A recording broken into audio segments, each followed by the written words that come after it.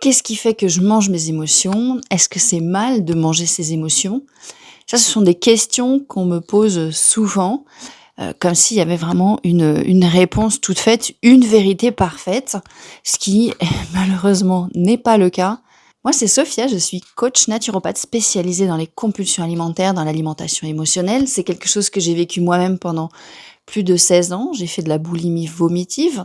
Ensuite, j'ai fait aussi de l'orthorexie. C'est quand on est obsédé par l'alimentation saine, par tout ce qu'on mange. C'est vraiment, on fait attention à exactement tout et ça prend un espace mental qui est énorme. Et également de l'hyperphagie. C'est quand on mange de façon compulsive, mais sans compenser derrière, comme le pourrait faire la boulimie vomitive. Aujourd'hui, je suis complètement libérée de l'alimentation compulsive. J'ai vraiment un rapport à l'alimentation que j'adore, que je considère comme sain et qui me convient très très bien, qui peut-être ne conviendrait pas à quelqu'un d'autre, mais pour moi, ça me convient très bien. Et c'est ce que je cherche à faire dans mes accompagnements, à aller trouver la manière pour vous de manger qui vous convient et de le mettre en place dans votre quotidien. On ne se rend pas compte à quel point manger fait vraiment partie du quotidien, en fait, c'est tous les jours, comme s'il y avait une alimentation, suprême, idéale et qu'on allait trouver la méthode à l'extérieur. La vérité, c'est que chacun a sa propre manière de manger, de fonctionner et en fait, c'est d'aller trouver votre manière à vous, celle que vous la manière dont vous vous voyez manger toute votre vie, en fait, parce que la nourriture, c'est tous les jours, donc mettre en place des choses qui ne vous conviennent pas et qui ne sont pas adaptées à vous, n'a pas de sens. Donc, est-ce que c'est mal de manger ses émotions? Non, ce n'est pas mal de manger ses émotions. Moi-même, je mange de temps en temps mes émotions. La différence à avant, c'est que je mange en conscience. Je suis OK de manger à ce moment-là mes émotions. Et l'autre différence, c'est que je le fais de temps en temps. C'est que ce n'est plus ma manière de vivre au quotidien, ce n'est plus ma manière de vivre mes émotions.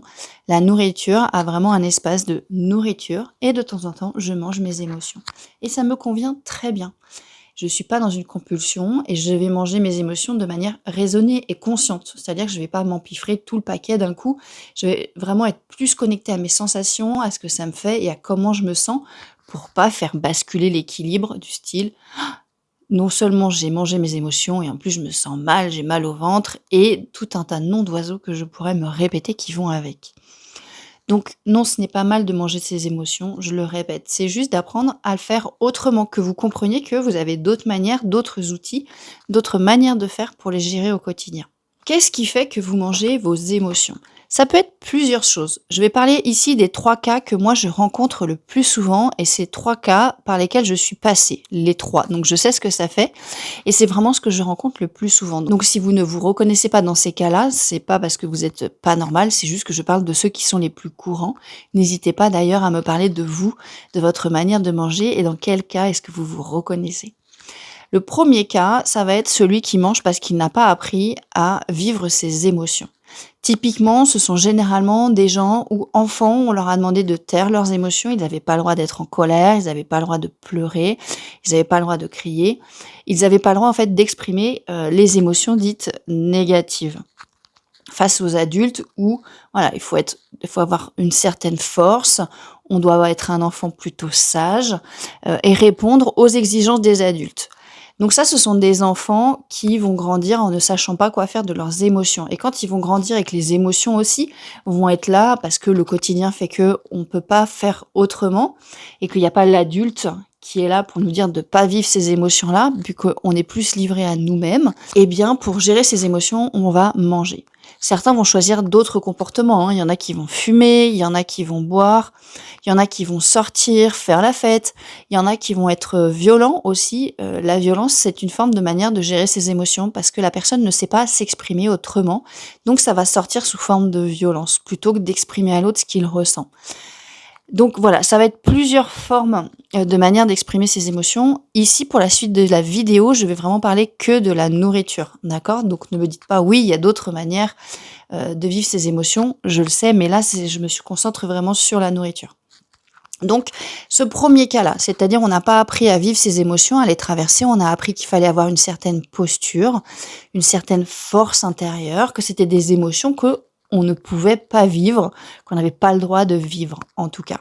Et on a grandi avec ça en tant qu'adulte. Et même si consciemment, on sait que on peut vivre ses émotions, qu'on a le droit d'être triste, qu'on n'est pas faible si on est triste, même si de façon consciente, il y a des choses qu'on a comprises, et ben de façon inconsciente, lui, le cerveau, le corps, il ne l'a pas encore compris. Il n'a pas encore compris que vous pouviez vivre une autre manière vos émotions, que vous n'étiez pas obligé de manger.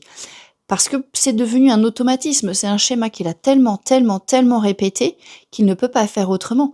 Et c'est sa manière à lui de se sentir en sécurité.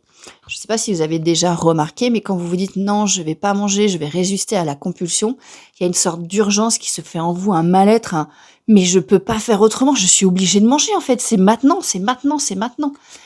Parce que le corps, il sait pas faire autrement et il se sent dans une insécurité totale. Il se dit: «Mais qu'est-ce qu'elle est en train de me faire là? Elle est pas en train de manger alors qu'on vit des choses terribles à l'intérieur de nous. Il faut absolument qu'on mange, il faut absolument qu'on mange». C'est pour ça qu'il y en a qui se disent: «Mais comment? J'arrive pas à faire autrement, j'arrive pas à m'arrêter, je sais le comportement que je devrais avoir, mais je sais pas faire autrement». C'est normal en fait, il faut juste apprendre à son corps qu'il est en sécurité et qu'on peut vivre les émotions autrement. Ça se fait petit à petit, c'est un automatisme qui a été mis en place au niveau cérébral en fait. Votre corps, il se met en mode survie et ça ne passe pas par la case raisonnement. Ça passe par la case manger, manger, manger, survie, survie, survie. Et c'est après que le raisonnement intervient et que là, vous vous rendez compte de ce que vous venez de faire. Donc vous flageller là-dessus n'a pas de sens puisque pour l'instant, votre corps, votre mental ne sait pas comment faire autrement, même si vous, de façon consciente, vous l'avez conscientisé. Le deuxième cas où on va généralement manger ses émotions, c'est quand on ne vit pas une vie alignée avec soi-même. Quand on vit une vie en dehors de ses valeurs, quand on vit où on est vraiment une vie qu'on est désaligné, qu'on n'éprouve pas cette sensation de bien-être vis-à-vis de soi-même, on va manger. Et on va manger d'une certaine manière ses émotions, c'est-à-dire qu'on va manger son mal-être, on va manger ce qu'on vit. C'est-à-dire que plutôt que de faire face à mais en fait, j'aime pas ma vie, on va aller manger ce mal-être-là, on va aller manger tout ce qui est sous-jacent, la tristesse, toutes ces émotions qui sont là, mais qu'on ne voit pas, parce qu'on les fait passer par la biais de la nourriture, ce qui nous permet de continuer à vivre la vie qu'on vit sans se poser trop de questions, puisque les émotions, on les vit à travers la nourriture. Ce qui peut amener un jour, bien sûr, à se poser ces questions et se dire mais pourquoi je mange et en fait d'avoir à faire face à la vie qu'on vit. Généralement, les personnes qui mangent leurs émotions de cette manière-là, quand tout d'un coup, elles ont quelque chose dans leur vie qui répond à leurs valeurs, où elles se sentent vraiment bien, où tout d'un coup leur vie change et vraiment elles sont dans une vie alignée, ne vont plus manger de manière compulsive. Il y a quelque chose qui va vraiment être beaucoup plus doux et beaucoup plus apaisé. Par contre, si elles retombent dans une vie qu'elles aiment plus, là, elles vont pareil repartir parce qu'elles n'ont pas appris à aller écouter ces émotions-là qu'elles vivent. En fait, il y a peut-être quelque chose qui me va pas dans ma vie et si j'allais voir, si je m'autorisais à aller vivre ça et à aller voir. C'est pas confortable, j'en suis parfaitement consciente, mais après, c'est vous. Qu'est-ce que vous voulez dans votre vie? Vers où vous voulez aller? Qu'est-ce que vous voulez avoir vécu, en fait, à la fin? Donc, oui, on peut passer par des étapes compliquées quand on est dans ce cas-là et en même temps, personnellement, pour l'avoir fait, ça en vaut vraiment la peine. Le troisième cas que je rencontre souvent de personnes qui mangent leurs émotions, c'est les personnes qui sont dans l'ultra-contrôle, qui ont vraiment cette peur de grossir, qui font très attention à ce qu'elles mangent et qui sont vraiment dans l'hyper-contrôle. Et en fait, ça va leur provoquer des angoisses, des stress. Il faut absolument que je mange pas ci, il faut absolument que je mange pas ça, il faut que je mange comme ça dans ma journée.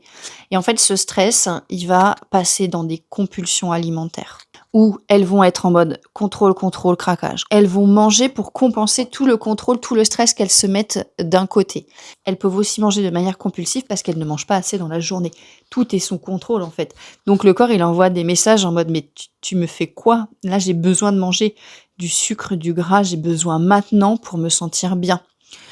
Donc ces personnes-là, ça va être d'aller rééquilibrer l'assiette, d'aller vraiment travailler sur la peur de grossir, sur la peur, de certains aliments pour rétablir l'équilibre et qu'il y ait plus ces émotions de stress, d'hyper-contrôle. Donc là, ce sont les 3 cas que moi, j'ai rencontrés, le plus souvent au cours de mes coachings. Ce sont 3 périodes aussi que j'ai traversées, dans ma vie. On peut traverser les 3 cas, on peut vivre plusieurs cas en même temps. Il peut bien sûr y avoir des différences, vous pouvez ne pas vous reconnaître là-dedans non plus. J'ai vraiment parlé des cas les plus généraux, ceux que je retrouve le plus. Et si vous vous reconnaissez dans un des cas, je vous invite vraiment à avoir cette douceur vis-à-vis de vous-même, d'avoir cette prise de conscience et de vous dire mais en fait, je suis comme ça et je n'ai pas encore appris à faire autrement.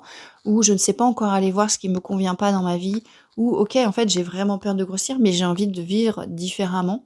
Donc après, c'est à vous, avec vos prises de conscience et de la manière dont vous voulez avancer dans votre vie, d'aller mettre ensuite des choses en place, accompagné ou non. Je vous conseille vraiment d'être accompagné par un professionnel parce que on n'a pas le même regard sur soi que quelqu'un d'extérieur et on avance tellement plus vite au quotidien de mettre en place des actions qui vont vraiment changer les choses dans votre quotidien. J'espère que cette vidéo vous aura permis certains éclairages. Moi, je vous propose mon propre accompagnement qui s'appelle Christmas Food Freedom, qui est vraiment un accompagnement où on va aller vraiment dans cette profondeur-là et aussi dans l'action au quotidien pour mettre en place des choses tous les jours, pour aller débloquer votre cerveau, pour aller mettre en place des nouveaux automatismes qui vous conviennent. Et bien sûr, tout ça, c'est adapté à vous parce que en fait, il y a pas de méthode qui existe universelle. C'est chacun à sa manière d'être, de fonctionner et va avoir ses propres déclics et va mettre en place des choses qui lui convient et c'est ça qui va faire que il va avoir une liberté vis-à-vis de son alimentation, que ça va se changer petit à petit. N'hésitez pas, il y a le lien dans ma bio de mon accompagnement. En ce moment, il y a vraiment, un gros bonus dessus, donc je vous invite à aller regarder et prendre votre place. En attendant, prenez soin de vous parce que vous en valez vraiment la peine.